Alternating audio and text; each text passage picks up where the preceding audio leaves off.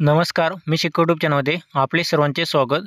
तर मागील वर्षी झालेल्या दुष्काळ परिस्थितीमुळे शेतकऱ्यांच्या शेती पिकांचे नुकसान झाले होते. तर या नुकसान भरपाईची जी मदत आहे शेतकऱ्यांना दुष्काळ अनुदान जे आहे मंजूर करण्यात आलेले आहे आणि हे दुष्काळ अनुदान 40 तालुक्यातील शेतकऱ्यांना जे आहे मिळणार आहे. तर कोणते आहेत ते 40 तालुके तर जाणून घेऊया या शासन निर्णयामध्ये. तर त्याआधी मित्रांनो, चॅनल जर नवीन असाल तर चॅनल सबस्क्राईब करून बेल आयकॉन दाबू शका.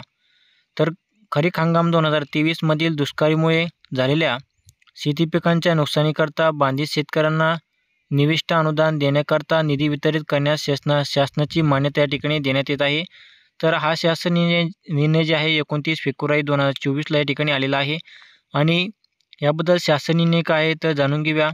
तर खरीप हंगाम 2023 करता दुष्काळ जाहीर केलेल्या 40 तालुक्यातील मधील खातेदारांना कृषी विषयक माहितीसाठी निविष्ठ अनुदान वाटप करण्याकरता वर नमूद क्रमांक 2 येथील शासन निर्णय निश्चित केलेल्या दरानुसार राज्य आपत्ती प्रतिसाद निधीमधून तसेच राज्य शासनाच्या निधीमधून एकूण 2,443 कोटी इतका निधी जे आहे शेतकऱ्यांना जे आहे वाटप करण्यास शासनाची मान्यता देण्यात आलेली आहे.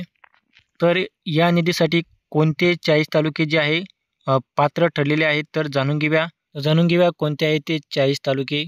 तर नाशिक जिल्ह्यामध्ये जे आहे मालेगाव तालुका, सिन्नर तालुका आणि येवला तालुका आणि तसेच धुळे जिल्ह्यामधील सिंदखेड तालुका, नंदुरबारमध्ये नंदुरबार, जळगावमधील चाळीसगाव तालुका, तसे बुलढाणामधील बुलढाणा आणि लोणार, छत्रपती संभाजीनगरमधील छत्रपती संभाजीनगर आणि सोयगाव तालुका, तसेच जालना जिल्ह्यामधील भोकरदन, जालना, बदनापूर, अंबड आणि मंठा हे 5 तालुके आहेत जालना जिल्ह्यामधील.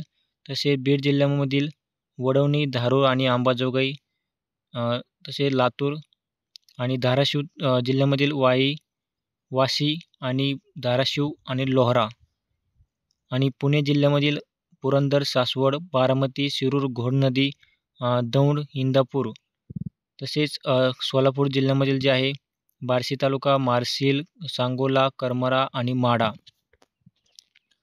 तसेच सातारा जिल्ह्यामधील वाई, खंडाळा हे 2 तालुके आहेत आणि कोल्हापूर जिल्ह्यामधील हातकंगणे आणि गडहिंग्लज हे 2 तालुके आहेत आणि सांगली जिल्ह्यामधील जे आहे शिराळा, कडेगाव, खानापूर, विटा आणि मिरज हे 4 तालुके आहेत सांगली जिल्ह्यामधील.